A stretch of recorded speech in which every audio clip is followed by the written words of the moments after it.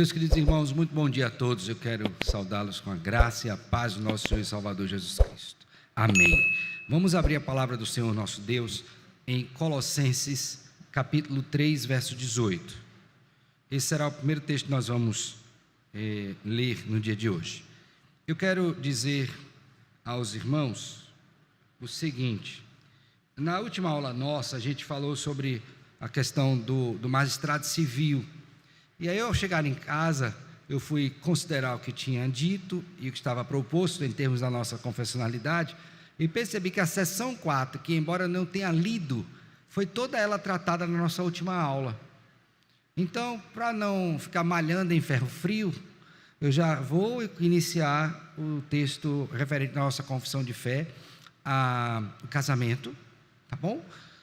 Sabendo os irmãos que tudo que foi dito na aula anterior está na seção 4 da nossa confissão de fé, que trata do magistrado civil, tá bom? Seção 4 deste capítulo específico. Então hoje nós vamos começar o capítulo número 24 da confissão de fé. Então, se puder postar aí ou redirecionar, tá bom? E aí eu também tenho uma outra consideração a fazer, duas. A primeira é que o pastor Alexandre, ele começou a falar sobre isso na semana anterior, retrasada, e foi até a sessão 2. Então eu vou passar por essa sessão e retomar o assunto, tá bom? Com relação a casamento, dentro dessa perspectiva bíblica confessional, ok? E a última coisa é que, como nós vamos falar de casamento, eu quero fazer a indicação aqui de 3 livros, tá?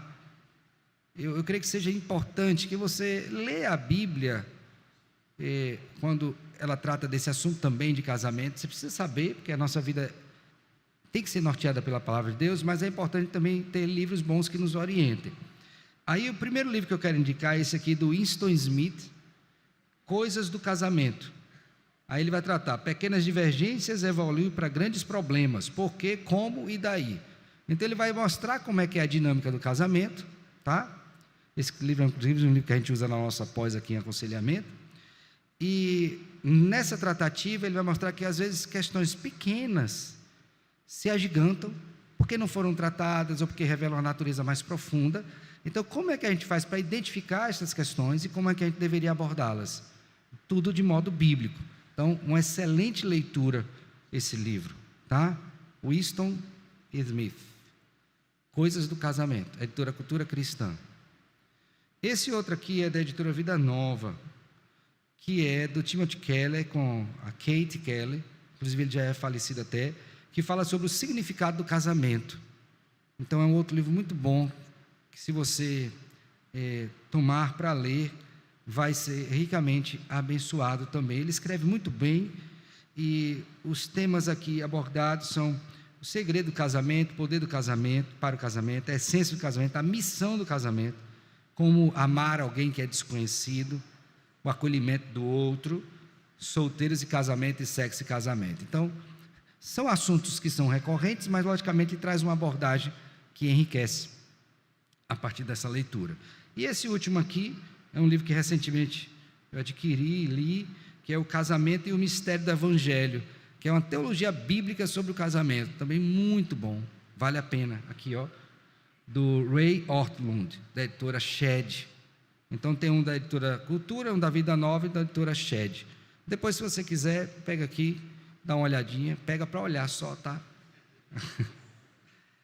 Eu até empresto, irmãos, mas esse agora eu não posso prestar, porque como vai ter um módulo na pós-graduação sobre casos difíceis e vai ser tratamento sobre essa questão de casamento, né? Então eu não posso emprestá-lo agora, até que passe pelo menos o módulo, tá bom? Então fica a dica aí, além da Bíblia, que é o livro mais importante, sobre essa questão do casamento, viu? Então vamos abrir a palavra do Senhor. Quem já abriu, Colossenses 3, 18. Não oramos ainda, né? Nessa aula não, né? Então vamos orar.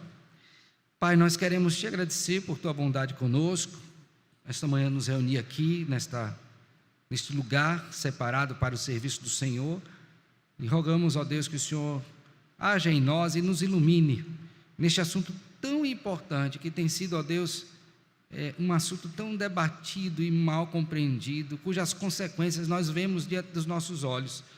às vezes na nossa própria família, ou dentro da nossa família, na sociedade. Pai, ajuda-nos a ter uma vida ajustada também nesta área, de acordo com a vontade do Senhor.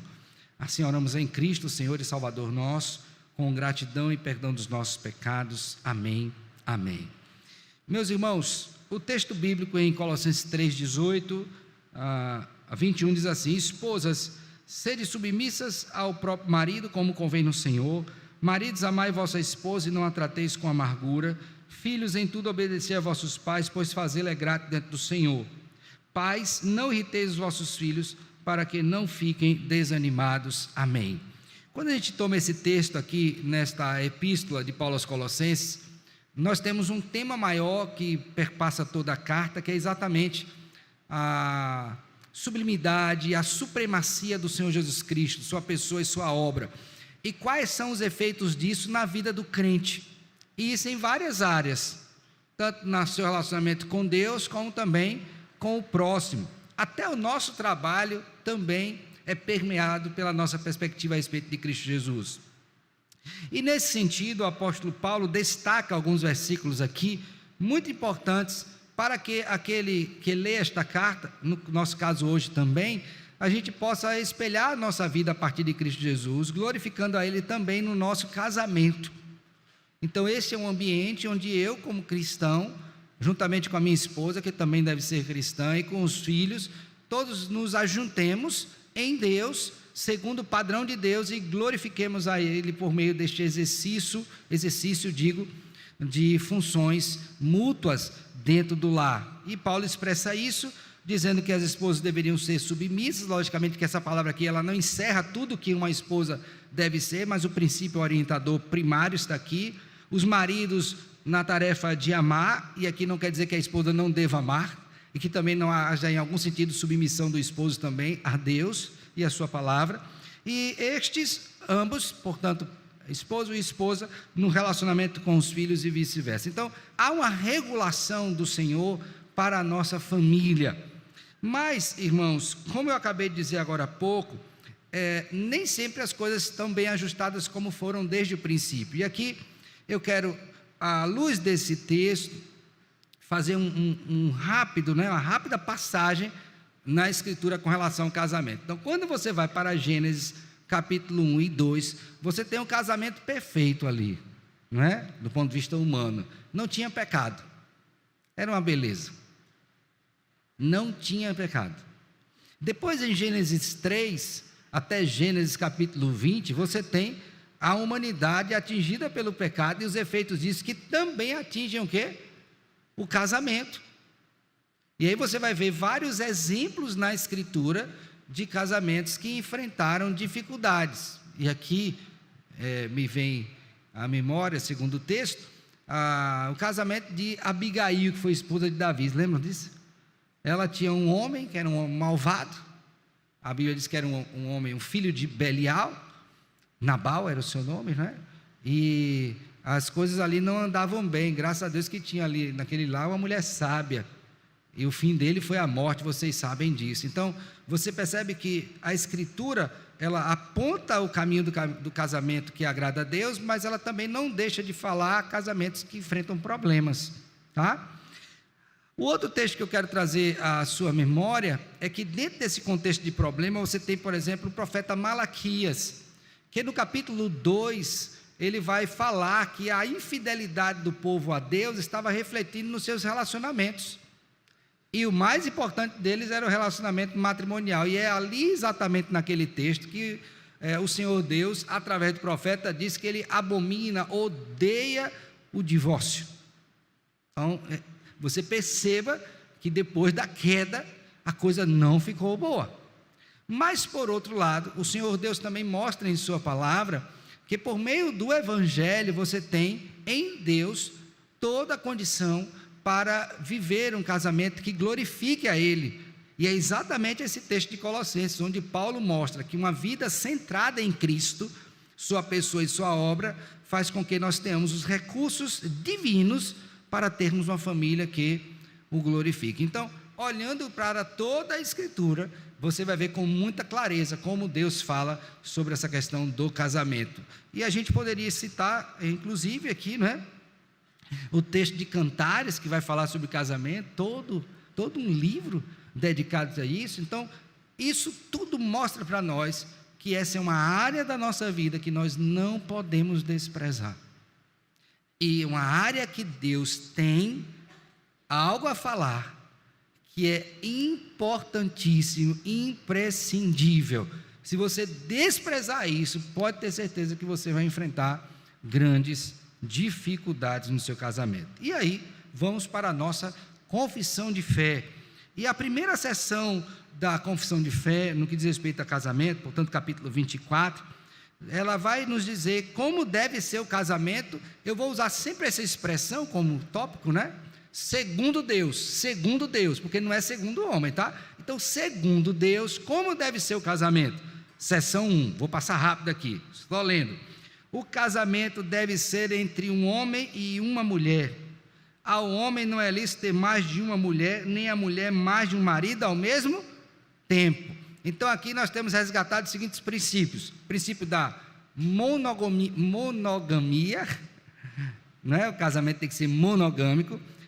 O casamento tem que ser heterogâmico,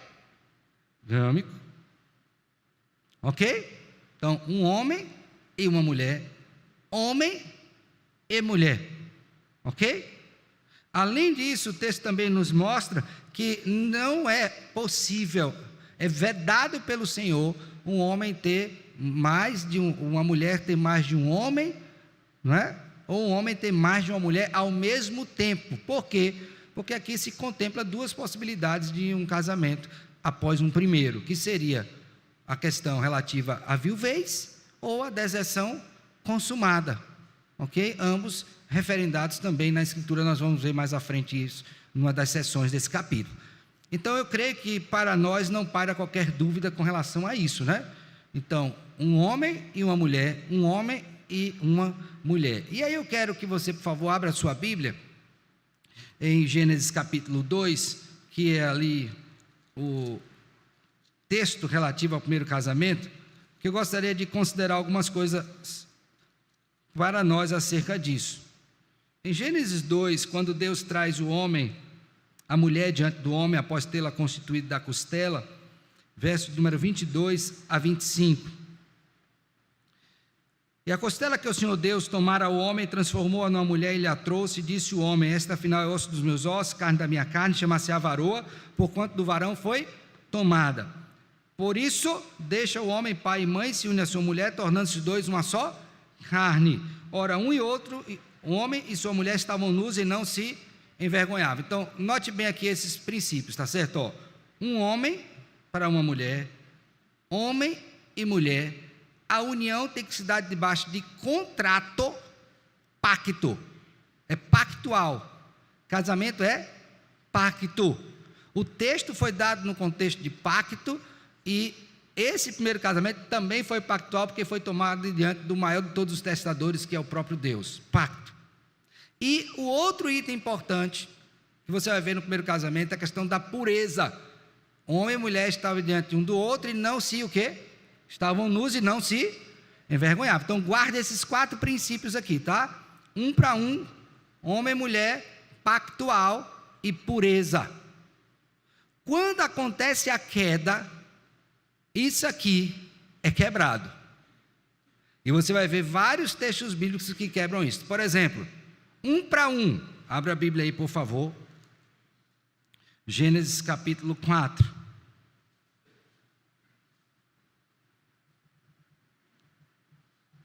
Ok?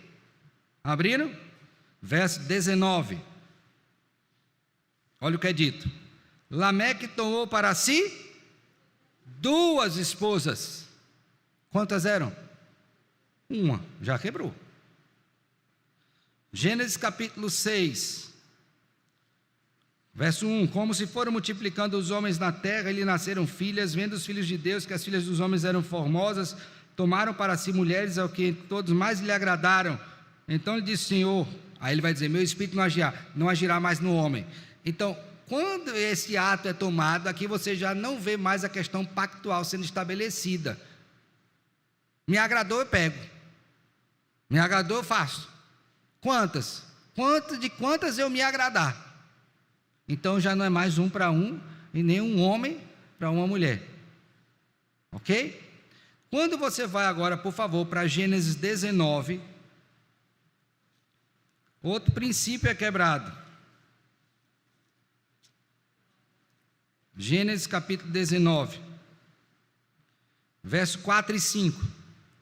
Mas antes que se deitasse, os homens daquela cidade cercaram a casa, os homens de Sodoma, tanto os moços como os velhos, sim, todo o povo de todos os lados, os homens, tá? E chamaram por Ló e lhe disseram: onde estão os homens que à noitinha entraram em tua casa? Traz-o para fora para que nós o quê? Abusemos. Contato íntimo, homem com homem, fora do casamento, logicamente sem pureza. Quebrou-se. Então a queda trouxe o quê? A quebra de todos os princípios que regulavam originalmente o casamento. E aí tem um outro detalhe, é que após a queda, Deus também estabeleceu que o casamento deveria ser no Senhor. E você já vai ver isso tanto no Antigo Testamento, quanto no Novo Testamento. Então vamos agora para o livro dos Reis, por favor. Vou logo para esse livro, porque a gente tem um exemplo maior, tá? Primeiro livro dos Reis.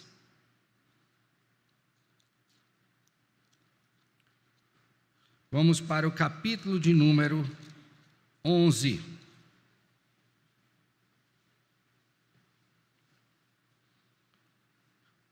Olha bem isso aqui, tá? E por favor, não usem alguns argumentos como, mas Davi teve tantas mulheres, Salomão teve tantas mulheres. Deus não aprovava isso não. Permitiu, mas não aprovava.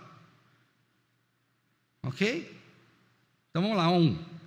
Ora, além da filha de Faraó, amou Salomão muitas mulheres estrangeiras, moabitas, amonitas, edomitas, sidônias e etéias. Agora presta bem atenção no verso 2.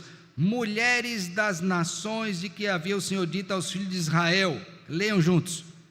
Não. Está claro? Ou está obscuro? De onde é que ele tirou esse princípio? Se você ler o livro de Juízes, por exemplo, capítulo 1 e 2, você vai ver o erro do povo cometido nesse sentido. Então, é importante você considerar que quando Deus estabeleceu o casamento, então, um para um, homem e mulher, pactual e pureza. Houve a queda, quebrou-se o princípio de homem e mulher, agora está homem com homem, mulher com mulher. Deus vai falar até, inclusive, em Levítico 18, a questão de relação com animais. Terrível. Então veja como a quebra chegou, o aprofundamento disso. Um para um acabou também, vários. Pactual, vários casamentos, alianças tomadas sem pacto. E a questão da pureza. E aí o princípio último, que é acrescido após a queda, que era no Senhor. Pastor, por que não era antes? Porque antes todos foram criados o quê? Bons. Não estavam caídos. Mas já estava presente, implícito ali, os bons se unindo, segundo o padrão de Deus. Tá? Diácono, diga aí, meu irmão. Bom dia, pastor. Bom dia, meu filho. Eu queria que o senhor explicasse em relação aos filhos de Jacó. Porque ele teve 12 filhos com mulheres diferentes. E assim, eu não sei se eu posso dizer que Deus abençoou esses filhos, porque cada filho constituía uma tribo. Uhum. Ele poderia ter suscitado esses filhos de uma mulher somente. Então eu queria entender essa questão, porque Israel veio de 12 tribos de mulheres diferentes de Jacó. Ok. Lembremos sempre de considerar que todo relacionamento na terra, guardado as proporções, é uma expressão do relacionamento no céu, ou do céu. Por exemplo, a fidelidade entre Deus e a sua igreja. Quantas igrejas Deus tem? Não estou falando de denominações, tem quantas? Uma só. Essa igreja já o traiu? Já. E ele trocou? Não. fiel, uma mulher, uma esposa, uma noiva, ele está preparando. Então, quando a gente vai para a relação na terra, na origem, que eu acabei de mostrar aqui em Gênesis, sempre foi um para um. Tanto é que Deus, regulando esse problema, diz: não tome outra mulher que lhe seja rival. Quando você vai ver o procedimento de Jacó, que era enganador, ele foi enganado pelo seu sogro, Labão. Ele trabalhou 7 anos pela mulher, no dia que era para consumar o casamento, o pai entregou a outra. Disse: não, é porque aqui em casa não é assim não. Primeiro a gente entrega essa e depois é a outra. Você trabalha mais 7 anos. E a Bíblia é muito clara em dizer que Jacó amava Raquel e não Lia. Então veja que a própria constituição desse casamento já foi em bases erradas, de mentira, de engano. Estava com uma, mas queria a outra. Então veja que eu disse assim: olha, Deus não nos esconde a realidade da queda presente na família, no casamento, está lá. Então aquilo não pode ser tomado como um exemplo de vou fazer uma besteira para ser abençoado. Agora, o que é que o texto nos mostra o tempo todo? Que a graça do Senhor prevalece acima do pecado humano. Lembra de Paulo, Romanos 6? Onde abundou o pecado, o quê? Então, para que eu tenha uma família abençoada, eu vou trair um bocado, ter um bocado de filho, cada um com uma, porque Deus vai vir com a graça e vai ser... Não faça uma coisa dessa não. Lembre que ali tem a questão do processo revelacional, da vontade do Senhor. E uma outra coisa importante: toda a descendência que é a igreja veio por meio de um ou de vários irmãos? Cristo. Por meio de um filho, Deus levantou a descendência toda. Todas as vezes como tentou fazer diferente, por exemplo, Abraão. Quem foi o filho de Abraão que deveria ser suscitado? Isaac ou Ismael? E Ismael surgiu por causa de quê? Porque Sara viu: estou ficando velha, Deus me promete, não tem, vou dar um jeitinho aqui. Toma Agar. Então perceba bem que Deus não deixa de falar o que aconteceu. A graça dele superabunda mesmo diante do pecado humano, e as consequências são vistas por conta do pecado, mas isso não justifica uma prática que seja contrária ao que Deus estabeleceu. Então é um para um, pactual, homem e mulher, pureza, e depois da queda, mais evidente ainda, no Senhor. Fugiu disso, vai dar problema. Vai dar problema. Beleza? Desculpa a resposta extensa. Prossigamos? Seção 2. Só lendo rápido, tá? Quais os objetivos do casamento? Pastor, eu quero me casar. O que é que eu devo esperar, bíblica e confessionalmente, no meu casamento? Qual é o meu objetivo, pastor? Está aí, seção 2. O matrimônio foi ordenado para, grave bem esse para. Primeiro para, o mútuo auxílio de marido e mulher. Não case se você não quer ser um ajudador do outro. Desculpa, tá? Mas diz o povo que tem casamento que é para afundar o cidadão ou a cidadã. Aí eu já ouvi uma expressão que ela diz: rapaz, seja um motor de popa e não de proa. Popa é a parte de trás do barco, que impulsiona. Então como é que você vai conceber casamento se você não tratou, por exemplo, o egoísmo do seu coração? Casamento não é para egoísta, ele se basta. Se ele tiver o outro, é para usá-lo em seu benefício. Então alguém que quer casar, ele precisa conceber que ele tem que ser um auxiliador do outro. Pastor, mas a Bíblia não diz que a mulher foi auxiliadora idônea? Não, ali tem um aspecto da auxiliadora idônea no contexto, mas o auxílio que eu estou falando aqui é desse auxílio mútuo, que deve haver entre homem e mulher em tudo. Então, por exemplo, vocês vão casar, tem que ter projeto. O que vocês querem como família diante do Senhor? Crescimento espiritual, crescimento material, acadêmico, projetos de viagens, para a criação dos... Rapaz, tantas áreas, você tem que sentar e conversar. E auxiliar esse mutuamente naquilo que debaixo da orientação da palavra de Deus foi posto como objetivo para a sua família. Então a primeira coisa, casamento é para auxílio o quê? Mútuo. Se você não está fazendo isso, em todas as áreas que envolvem o seu casamento, tem alguma coisa errada, meu filho. E não é com Deus. Porque Ele deu exatamente para ser auxílio mútuo. O versículo bíblico que chama a nossa atenção: é melhor serem dois do que um. Porque sendo dois, tem melhor paga do seu trabalho, tem resistência no frio, na hora da tensão, o cordão de 3 dobras é melhor. Uma coisa que me marca muito nesse sentido é quando eu estou doente. Sinal de suas gripes são terríveis. Quando demora, mas quando acontece, me quebra, eu fico moído. E eu fico pensando, se não fosse esta amada aqui, ia ser uma tragédia, porque é uma febre que me dá, um calafrio, eu não consigo sair da cama. Quem fazia esse papel era minha mãe. E não estou dizendo que você é minha mãe, tá, meu amor? Mas nesse sentido do cuidado, tem sido. Mais do que mãe, esposa. E aqui eu não estou dizendo que uma é maior do que a outra, tá? Categorias diferentes. Esposa. Então, preste atenção nisso. Vai casar, auxílio mútuo. Em qual situação? Todas do casamento. Enfermou, está presente. Teve uma vitória, está presente. Uma dificuldade, está presente. Auxílio mútuo. Lembre disso. Segundo, para propagação da raça. Pastor, eu vou casar. Amém. Quer auxiliar outro? Quero. Mas não quero ter filho, não. Por quê? Aí o homem diz: dá despesa. A mulher estraga o corpo.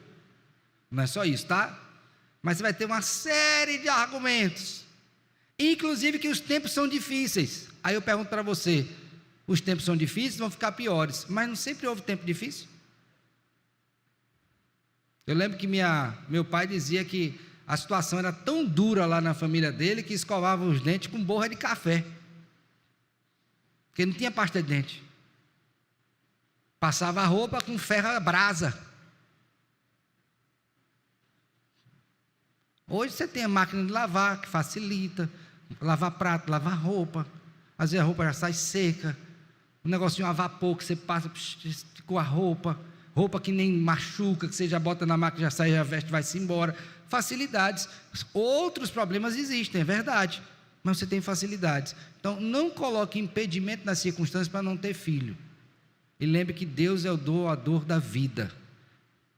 Você tem que pensar sobre isso diante de Deus com seriedade. E antes de tomar qualquer provisão, consultá-lo. Ok? Aqui na igreja nós tivemos uma senhora, não era membro da igreja, mas congregou aqui, que durante a gestação ela recebeu o diagnóstico de um bebê anencéfalo. Lembram desse caso? Se eu não me engano, o nome do bebê era Ruth. Acho que era esse o nome. E foi uma tragédia assim acompanhar aquilo, porque tantas vozes sobre o que fazer, e finalmente eles decidiram que a menina tinha que nascer, e nós fomos lá visitar a menina depois de nascida. É uma situação muito difícil do ponto de vista fisiológico, difícil mesmo de cuidar. A menina inclusive veio a óbito depois, não é? Mas uma das coisas que eu ouvi daquela mãe que disse: o Senhor está certo, não eu Senhor, tá? O Senhor. Ela disse: pastor, eu teria me arrependido tão profundamente se tivesse feito o que alguns me disseram, tão profundamente, e a despeito da dor que eu estou vendo aqui, minha filha, o meu coração está em paz. Então, se você vai casar, tem que pensar e saber que vai ter que ter filho, salvo se Deus não quiser, porque Ele é o doador da vida. Entenderam?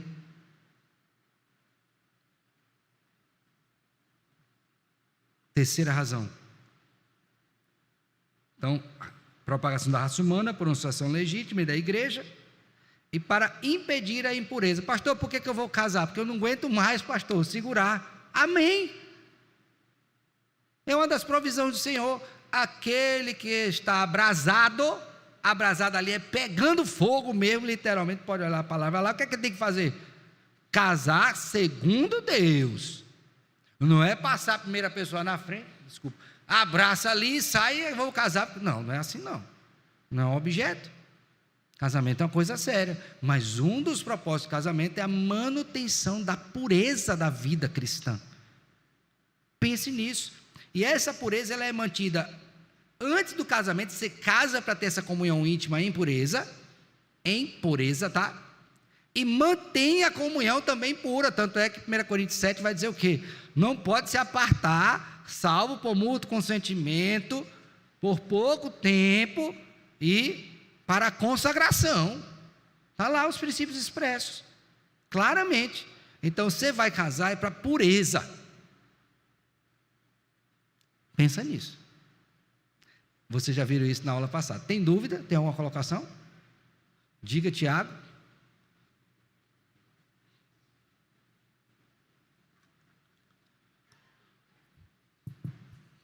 Pastor, Pois não. bom dia.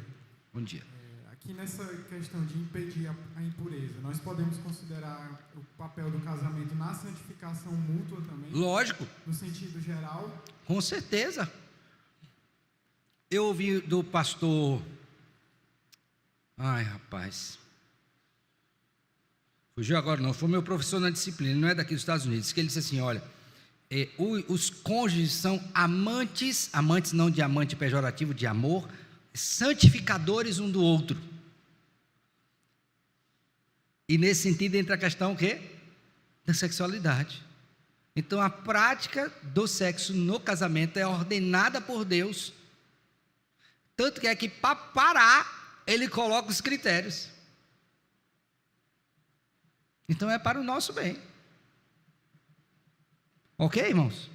A desorganização, a fuga desse padrão traz problema para o casamento. Certo? Tem dúvida? Então, casou, olha para a mulher direitinho, ela olha para você, encara um no outro, é esse, é essa, ora ao Senhor, confirma, senta, conversa, ajeita tudo com ela, com a família, casa, é essa aqui até Jesus voltar. Tá bom? Sabendo que vai ficar velho, não é? Cai também. O homem exterior se corrompe, mas o interior o quê? Se renova, e na renovação do interior, você começa a perceber uma beleza para além do físico, e nisso você se agrada. O problema é que nosso senso estético está sendo de alguma forma modulado pelo mundo, e a gente parece só quer ver beleza naquilo que é exterior, e não é. Não seja o adorno da esposa o que é exterior, como aparatos de ouro, frisado de cabelo, mas o homem interior. Não sou eu que disse. Deus falou isso.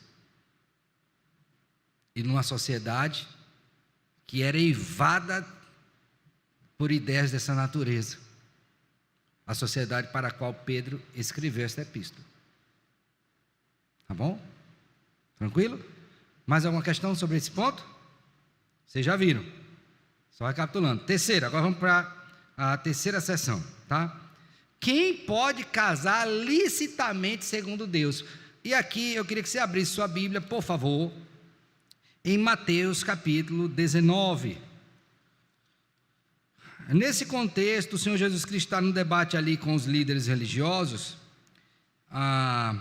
e eles perguntam sobre a questão do divórcio. No contexto do divórcio, os discípulos ficam tão preocupados com a resposta de Cristo, porque foi uma resposta bem incisiva, bíblica, correta, dura, né, para os ouvidos humanos, que eles assim, o que é que eles dizem? Verso 10, Mateus 19, 10. Disseram-lhe os discípulos: se essa é a condição do homem, essa qual aqui Cristo acabou de falar, com relação ao casamento, ou relativamente à sua mulher, digo, então não convém casar. Eu acho que eles fizeram essa afirmação aqui pensando que Jesus ia amolecer, né? Depois tá bom, se está difícil eu vou amolecer um pouquinho para ver se vocês a fazem, certo? Ou do jeito que vocês querem. Não amoleceu nada, pelo contrário, lançou foi outro padrão. Qual foi o padrão que ele colocou agora? Jesus, porém, lhes respondeu: nem todos são aptos para receber este conceito, mas apenas aqueles a quem é dado. Olha, eu já vi gente que não tinha aptidão para o casamento, por causa da pressão, casou e foi uma tragédia. Vocês estão ouvindo o que eu estou dizendo? Não tinha aptidão, e que a gente vai esclarecer quais são esses itens. Casou por causa da pressão, que diz, está ficando velho, tem que casar. E aí começa a arrumar a namorada para o outro namorado, tal, e vai nessa pressão, tem que casar, e ele se vê tão abafado com aquilo e casa. Foi uma tragédia, pense em todos os sentidos, porque até a amizade que tinha se desfez, porque o outro era apto para casar, e queria aquilo que demandava o casamento, e agora, como é que ia fazer? Veja que situação. Então, é necessário que você compreenda isso. Deus estabeleceu no nosso meio pessoas que têm aptidão e pessoas que não têm. Então, você precisa orar e pedir ao Senhor discernimento. Agora, por favor, não caia naquele, eu não sou apto para casar não, só sou apto para viver namorando. Não, por favor, aí não. Isso é pecaminoso. Isso é uma tragédia. Você está usando pessoas, fazendo teste. Gente, não é para fazer teste? Então, saia disso. Eu estou falando dessa análise bíblica centrada na multidão de conselheiros, pessoas que amam a Deus, conhecem a palavra, que amam você e vão poder te dar um conselho ajustado para que você não entre num erro. Não que o casamento seja errado, tá? Mas não é apto. Daí vai dar problema. Ok? Eu tinha 2 tias, parte de pai, 2. Na verdade eram 3, né? Mas uma era casada, as outras 2 não. Uma morreu solteira, era crente, e ela entendeu que ela tinha que cuidar dos pais. Não casou. E não era infeliz não, viu? E nem fazia de sobrinho filho. Para ela, sobrinho era sobrinho, tratava com amor, mas ela entendeu, Deus não queria que eu casasse, logo Ele não queria que eu tivesse também o quê? Filhos. E nem fez fio pet. Também não fez, naquela época não tinha também isso. Tutor, né? Filho não é tutor. Aí você lê a Bíblia e diz, por acaso eu sou tutor do meu irmão? Então até a palavra tutor, biblicamente, não está correta nesse sentido, mas isso é outro assunto, vamos lá. Então está lá. A outra, com 50 anos de idade, casou. Viveu alguns anos e o marido faleceu. E ela ficou viúva. Mas ela também tinha um propósito de cuidar dos pais até que os pais morressem. Depois que morreu, surgiu uma pessoa com a qual ela se casou. 50 anos de idade. Viveram bem. E depois ele faleceu. 2 exemplos ali. Uma que esperou o tempo, até a oportunidade, e outra que decidiu, não sou para casar. E eram felizes, muito felizes, eu nunca vi elas murmurando, Deus não mandou meu marido. Não, felizes, crentes, serviam ao Senhor, viajavam juntas. Então isso precisa ser considerado. Então, quem é lícito casar, irmãos? Lembre, nem todos são capazes de ter esse consentimento, de modo ajuizado. Já vou explicar o ajuizado aqui, Adriana, depois eu falo. Vocês estão entendendo o que eu estou dizendo? Tem alguma pergunta? Ok. Pastor, pois não. Nesses nossos dias maus, será que muitas pessoas não podem utilizar esse conceito de não sou apto para esconder na realidade o seu egoísmo em relação a não partilhar uma vida com outra pessoa? Porque eu vejo muitas vezes no meio cristão as pessoas dizendo, não quero casar, porque casar dá trabalho, casar eu vou ter que compartilhar financeiramente, vou ter uma série de questões que ela não quer. Exatamente. Por isso que o conselho foi, antes de tomar essa decisão, se cerque de conselheiros que amem a Deus e conheçam a sua palavra e que amem a você, para não deixar que você tome uma decisão egoísta.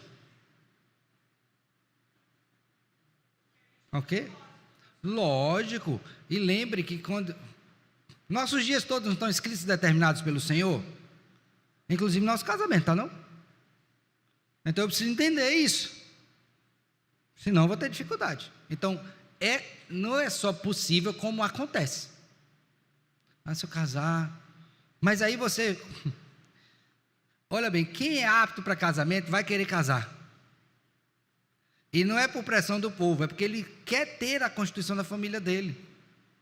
Aí você começa a ver sinais de uma pessoa dessa natureza que ela está rivalizando o desejo egoístico com aquilo que Deus estabeleceu para ela. Então ela quer namorar, quer ter uma amizade diferente. Aí, não, mas esse não é um padrão de vida para quem não quer. O que é que está vendo aí? Aí você vai observar lá, tem exatamente essa rivalidade de desejos. Tem que definir isso.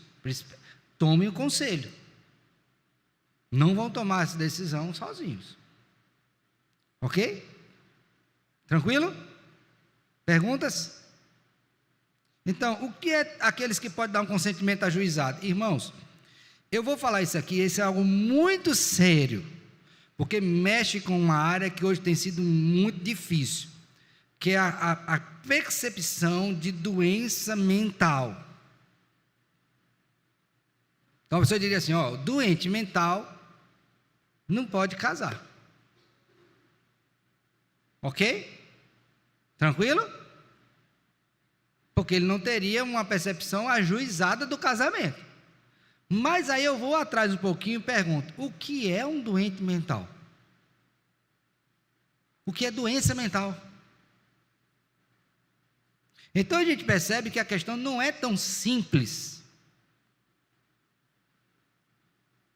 E essa pressão de ajuizamento para casar, ou de juízo para casar, extrapola a nossa percepção. Por exemplo, você já se deparou com alguém, estou dando um argumento prático, tá? Que ele parece ajuizado, mas que na verdade não é. Que toma decisões tolas. Eu já vi vários. Tanto é que a gente usa alguns jargões, né? Para de alguma forma explicar isso. Mas, rapaz, não rasga dinheiro. Não come tal coisa. Então é bom. Mas eu conheço gente que não rasga dinheiro e que não tem juízo. Porque a nossa percepção bíblica de juízo está associada ao cumprimento da lei de Deus.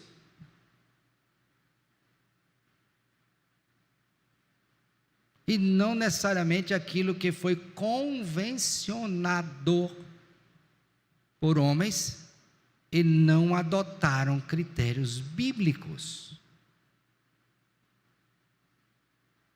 Então esse aqui é um ponto muito sensível, e aqui envolve a família, a própria pessoa. Se ela estiver num contexto eclesiástico, aqueles que foram postos como pastores sobre esta pessoa, para fazer essa avaliação se a pessoa de fato tem o quê? Juízo para casar. Ficou claro isso aqui? Eu tenho alguma pergunta? Diga, meu irmão. Nesse aspecto aí, hoje a gente está lidando muito com essa questão, esses diagnósticos aí do momento. Dentro dessa perspectiva cristã, se alguns pais, algumas famílias estão trabalhando dentro desse diagnóstico médico, e é um negócio que a gente vê que está sendo muito sério por causa dessa questão familiar. Porque essa criança que hoje estão dando esses diagnósticos, ela não vai ser uma criança adulta apta para o casamento. Porque, por exemplo, pai ou mãe, eu como pai ou mãe, eu não vai querer. Eu digo, não, minha filha, isso daí não... A mãe dele diz que ele tem um diagnóstico já desde sempre.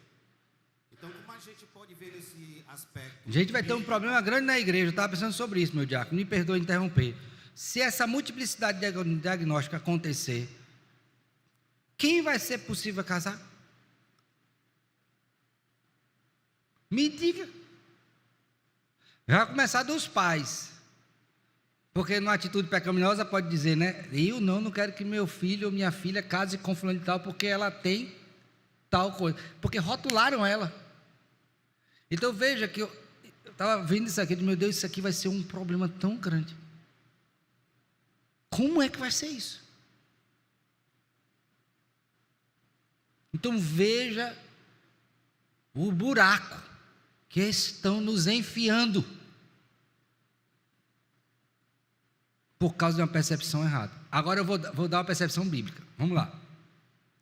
Biblicamente, uma pessoa que conhece a vontade de Deus, ela é crente, ela conhece a vontade de Deus e ela faz errado, peca, essa pessoa tem juízo? Responda, meus irmãos. Tem juízo uma pessoa que peca deliberadamente? Tem juízo? Tem ou não? Pois bem, Deus diz: não case em julgo desigual.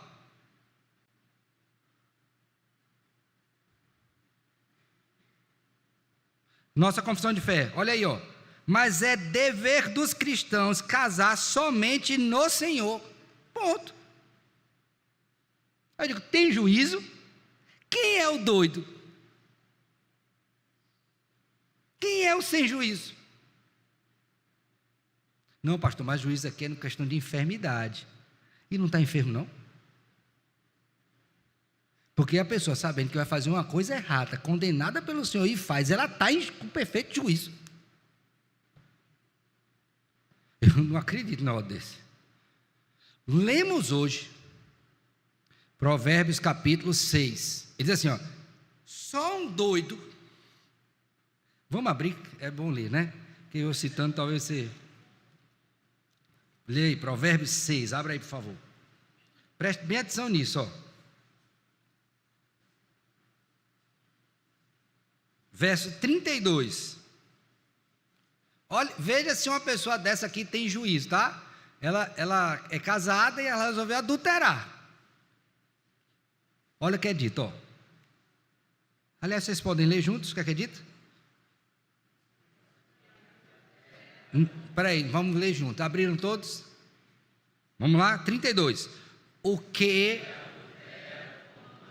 está para? O que é fora de si?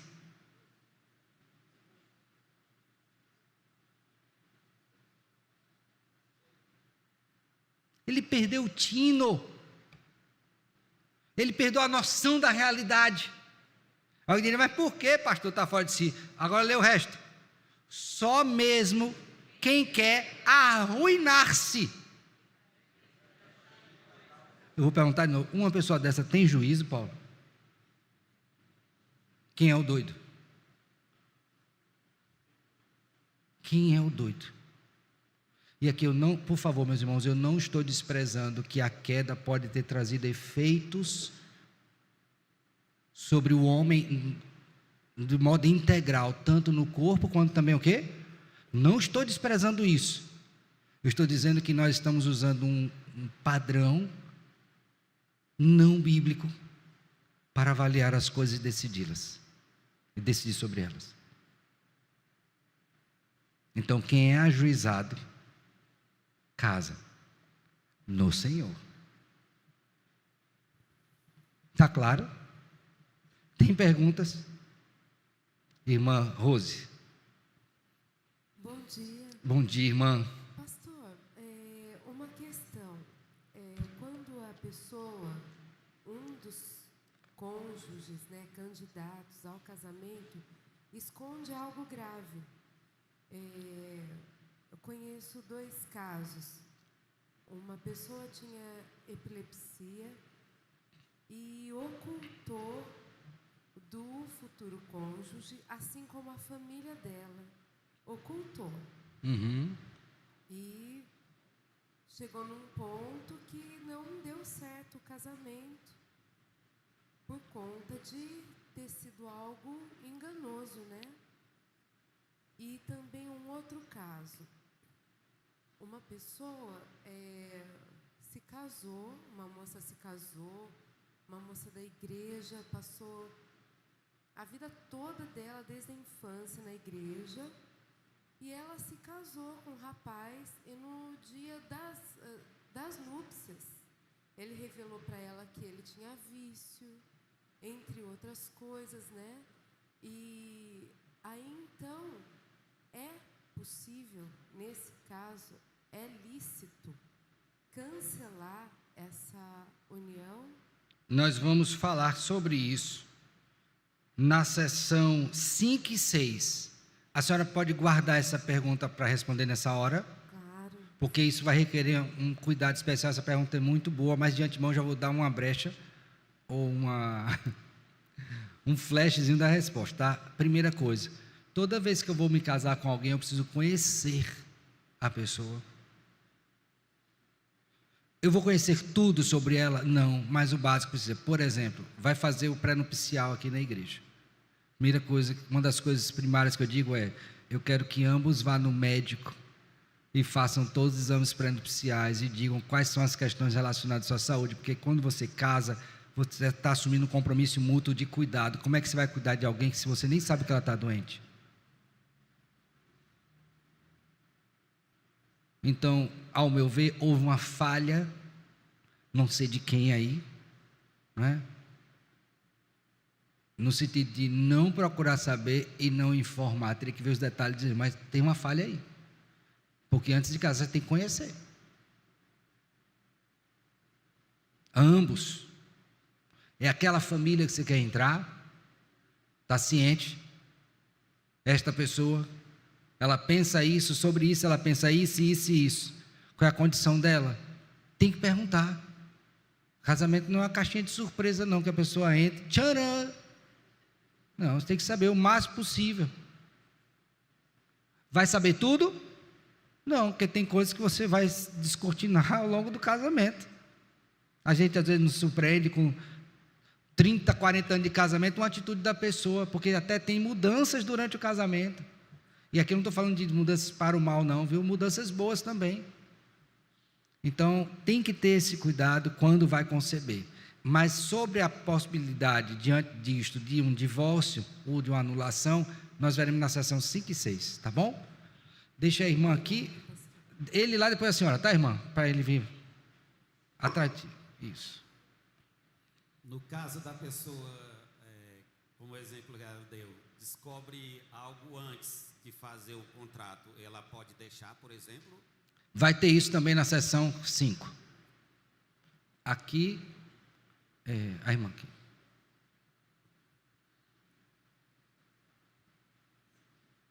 Ela aí, isso, a irmã Adriana. Diga, filha. Pastor, mais uma questão relacionada aos filmes, hoje, nos nossos dias. Hoje, as cenas dos filmes têm muita exposição dos corpos, tem muita exposição de atos até sexuais nos filmes. O que dizer sobre isso? Como nós, cristãos, devemos agir diante destas situações? Porque tem muitos filmes pornográficos, né, que as pessoas têm assistido. Isso não é uma forma de traição? Isso não é uma forma de quebra de contrato? Com toda certeza, 7º mandamento: não adulterarás. Permitir ou ter, na época lá, né, bordéis, outras casas que estimulam a sexualidade desordenada. Lembra dos 4 princípios? Um para um, homem e mulher, pacto e pureza. Tudo que afete a pureza do seu casamento é uma quebra de termos contratuais. Agora a questão, o que é que eu vou fazer diante disso? À luz da Escritura. Um casamento é um ambiente de pureza. Digno de honra seja o matrimônio, bem como o leito sem mácula. Hebreus 13. Não tem que pensar nisso. Entendeu o consentimento? Então vamos lá, Tem que ter o quê? Consentimento. É lícito, mas é dever dos cristãos casar somente no Senhor. Portanto, os que professam a verdadeira religião reformada bem específico, né? Reformado. Reformado casa com reformado. Para depois não dar confusão, você vai batizar o menino. Que dá.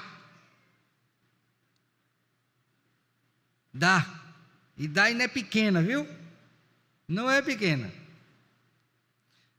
Não devem casar-se com infiéis, papistas ou outros idólatras. Nem devem os piedosos prender-se desigualmente pelo jugo do casamento aos que são notoriamente ímpios em suas vidas ou que mantêm heresias o quê? Perniciosas. Aqui ele está dizendo o seguinte: você está casado e uma pessoa desvirtuou-se espiritualmente. Para o que há de pior. Então, esta é a orientação dada. Vamos abrir a Bíblia, por favor. 1 Coríntios, capítulo 7. 1 Coríntios 7.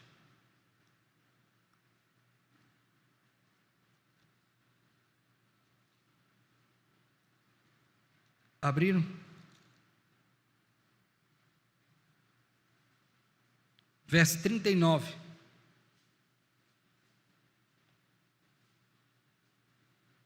A mulher está ligada enquanto vive o marido, o inverso também é verdadeiro. Contudo, se falecer o marido ou a esposa, fica livre para casar-se com quem quiser. Agora percebe a expressão final aí? Mas somente no Senhor. No Senhor. Diga, filho. Bom dia, filho. Pastor, sobre casar com pessoas reformadas, né? No caso de uma presbiteriana, casar com um batista reformado, onde a gente sabe que os batistas não aceitam o batismo infantil.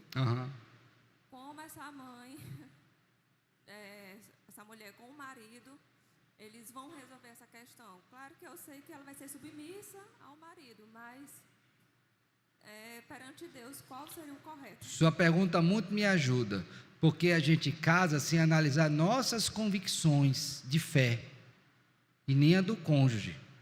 Por conta disso, a gente casa achando que vai resolver tudo no casamento. Resolve não.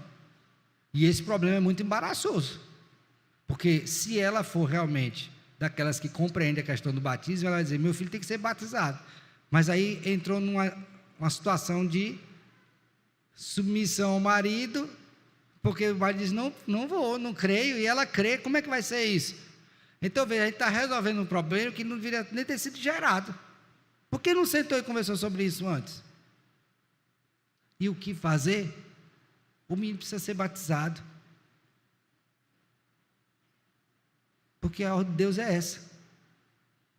Agora, como é que ela vai fazer isso? Vai levar o menino escondido? Primeiro que ela deve estar congregando na igreja do esposo, é batista, lá não vai ter. Ela vai ter que ir para outra. Como é que ela vai fazer? Olha que embaraço. Tinha um colega meu, então respondendo: o menino tem que ser batizado. Agora, como vai fazer isso? Vai depender de cada situação, analisar o quadro.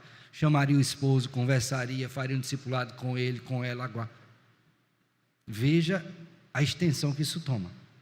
O camarada dizer: olha, que queria casar com uma presbiteriana, calvinista, insular e flamenguista, para não ter confusão dentro de casa. O insular, que é o presbiteriano da ilha, escocês, né? Para não ter dor de cabeça nenhuma. E ele casou com uma mulher assim mesmo, viu? Quando ele vier aqui, eu vou falar isso aqui com ele. Mas veja, a gente brinca, a gente ria, era de seminarista junto, a gente falava sobre isso. Dizer: rapaz, um casamento, ele tem tantos detalhes. Tantos detalhes. E se você não observar esses pilares mais elementares, isso vai ser um transtorno para você, para o seu cônjuge. Até seus filhos vão sofrer com isso. Então pensa direito. Ora, toma conselho. Tem que batizar. Agora, como vai ser isso? Aí tem que sentar e conversaria com esse casal. Tá bom? Tem uma situação como essa, vou dar um exemplo, que a mulher não queria batizar e o marido queria. Aí ele disse: rapaz, se eu batizar esse menino vai dar uma confusão tão grande. E ele ficou retardando. Mas teve um dia que o menino, vendo um batismo, perguntou para a mãe: mãe, por que eu não sou batizado e todo mundo é? Aí ela disse: não, meu filho, é que você não tem fé, mas o pastor acabou de explicar que é a fé dos pais, não é dos filhos. Aí a mãe não teve como conter mais, né? Porque o menino entendeu o argumento pactual para o batismo da aliança. Não teve jeito. Então Deus tem tantas formas de agir e resolver situações, dos problemas que nós criamos, quando não atentamos para o que Ele colocou claramente dentro dos nossos olhos. Mas eu não vou errar pensando na solução que Ele vai dar. Eu vou fazer o certo, que foi o que Ele ordenou. Tá bom? Ficou claro? Seção 3, finalizada. Vamos para 4? Agora veja, ó. Não devem casar-se as pessoas entre as quais existem os graus de consanguinidade, ó, que é um ponto importante. Na minha época, lá na infância, os primos tudo reunidos, e aí eu via sempre os pais dizendo: não vai se misturar com os primos, não vai se misturar com os primos. Já ouviu isso? Eles, lá na sabedoria deles, tinham um princípio estabelecido. Você, cristão reformado, não deve casar-se em grau de consanguinidade. Eu não vou entrar nem no argumento fisiológico disso, tá? Porque aí você pode pesquisar e vai achar. Mas Deus estabeleceu esse padrão. Já pensando em quê? Na condição do seu povo. E além disso, afinidades proibidas na palavra. Por favor, vamos ver um exemplo disso? Não foi de casamento, mas de um pecado dessa natureza. 1 Coríntios capítulo 5. Um incesto, né?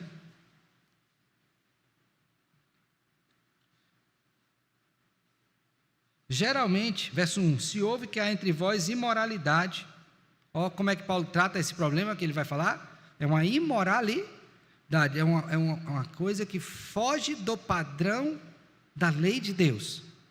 Qual foi essa moralidade? Que, como nem mesmo entre os gentios tem a ver quem se atreva a possuir a mulher do seu próprio pai, a madrasta. Não pode. Então, irmão com irmã não pode. Pai com filho não pode.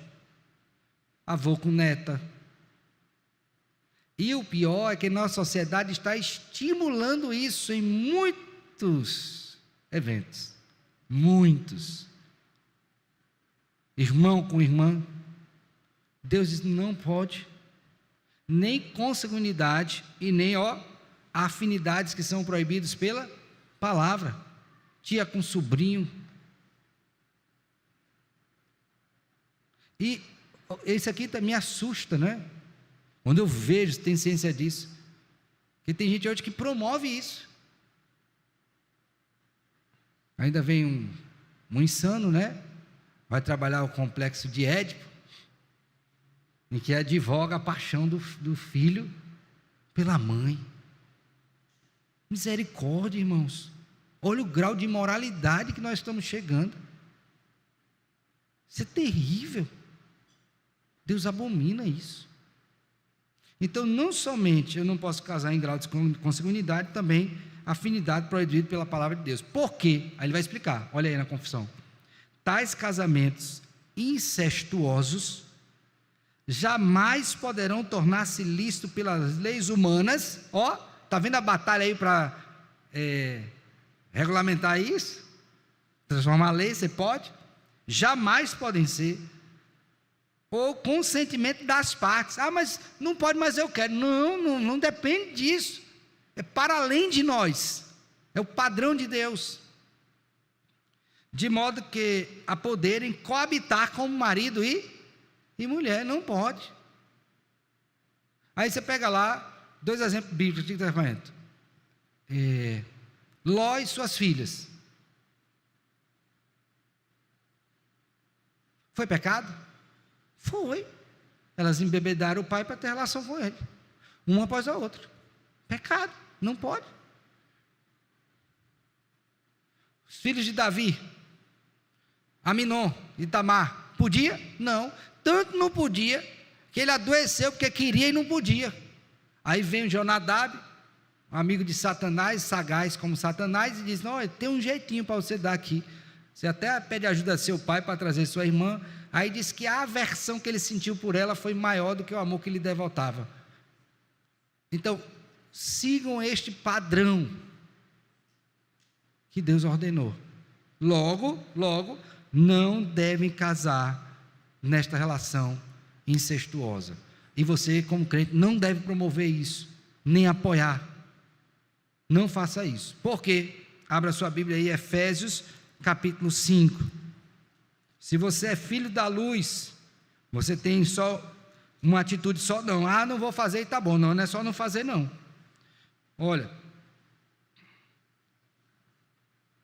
abrir aí, Efésios 5, verso 11. Então ele vai dizer, e não sejais cúmplices nas obras infrutíferas das trevas.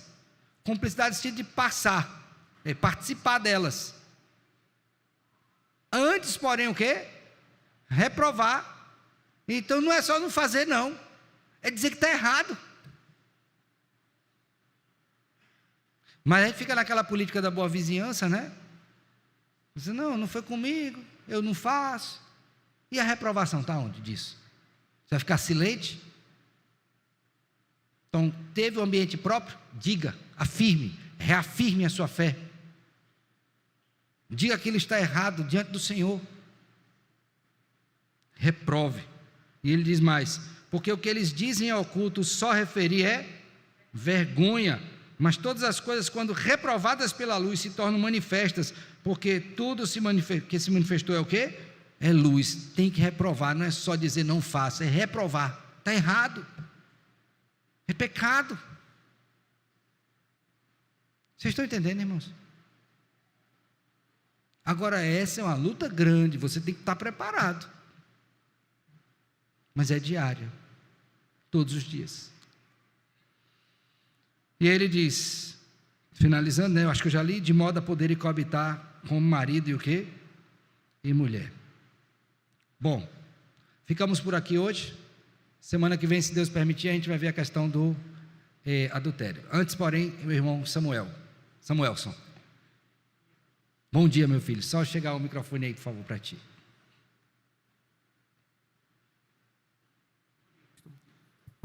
Isso. Salvo engano, a nossa legislação civil, ela permite até um determinado grau, aliás, ela proíbe até um determinado grau que parentes venham a contrair o matrimônio. Se não me engano, é terceiro grau. E aí, biblicamente, eu me recordo na questão da divisão das terras entre as tribos. O Senhor disse que não poderiam casar os de outras tribos. Tem um grau permitido. Isso, eu queria que o senhor fizesse essa relação. Tem. Me perdoe aqui, eu separei esse texto, não estou achando ele. Mas lá no Antigo Testamento você tem os graus de consanguinidade estabelecidos pelo Senhor, que permanecem no Novo também. Alguém, por favor, deixa eu olhar aqui, deixa eu ver se eu consigo achar, tá? Se eu não te passar agora, posteriormente eu te passo.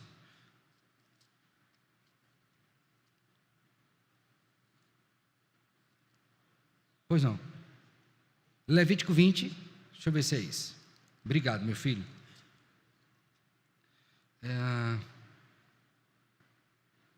Qual verso?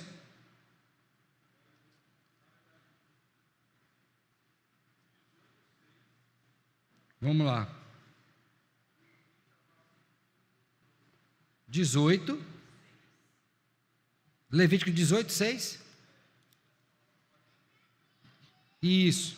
Nenhum chegará a parenta da sua carne para lhe descobrir a nudez, eu sou o Senhor. Aí ele vai dizer aí a relação de consanguinidades autorizadas, tá? Da mulher, da tia, da irmã, do filho, da filha, da nora. Ok? Então tem estabelecido aí.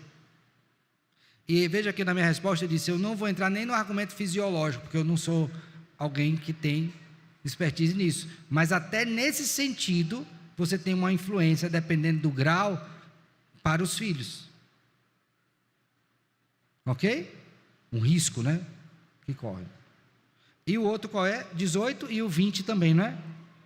a partir do 6. Dá uma lida, se ficar com dúvida com relação a isso, a gente volta a tratar. Tá bom? Esse padrão permanece lá no Novo. E aí o texto de 1 Coríntios 5 que eu li, mostra a evidência do princípio que foi retomado. Portanto, ele não caiu. Ok? Ficamos por aqui hoje. Semana que vem, se Deus permitir, a gente vai entrar na questão do divórcio. E eu quero que você venha, porque é muito importante. Tá bom? Não só pelo assunto, mas pelo dia em si, porque esse é um assunto que traz sempre grandes embaraços. Tá?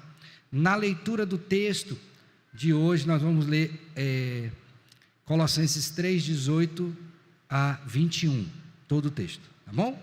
Deus abençoe ricamente cada um de vocês, queridos.